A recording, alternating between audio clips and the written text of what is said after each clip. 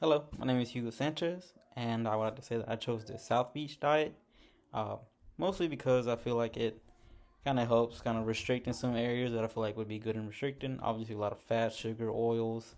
Uh, it does allow for a little bit of carbs, but at the same time, it does allow you to eat practically anything that you want to eat as long as it's relatively healthy.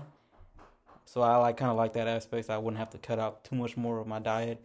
Obviously, sticking to more lean proteins, really cutting out beef, which I don't really like to eat a whole lot of, but so restricting that wouldn't be too hard. And of course, I love chicken and I love fish. Pork I mix in every once in a while, but I also would like to eat some of my fruits and of course vegetables to mix it in to really make it a more balanced diet. And later on in the phases, it becomes a little less restricting. So that is always a big benefit. I wouldn't like to choose a plant based diet.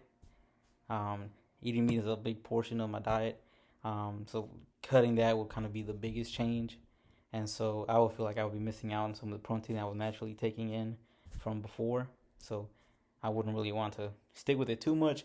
Maybe have a mostly plant based, but include some protein. So strictly plant based, I don't think that would be it for me. I wouldn't like some of the more restrictive diets as well as the Atkins diet. I feel like it's not the most productive for me. It becomes kind of hard to maintain over amount of time, especially since you have to exactly count how many calories and carbs you're taking in. So I think having to count each time would be a little bit of kind of reductive in the future. So not necessarily something that I want to partake in. Also, another one I guess I wouldn't try is the zone diet. I think it kind of restricts you in a lot of things that you may need.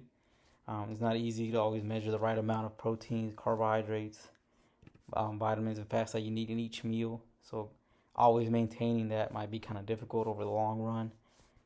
As well, it kind of reduces a lot of the fiber that you may need in some of those whole grain pasta cereals. And they're not obviously that healthy, but you still need fiber in your diet, and whole grains are the best way to intake that. So I think kind of restricting that too much would be kind of detrimental in the long run. The Dukan diet was not a big fan of either. I believe it was the most restrictive of all, especially since it would cut out vegetables.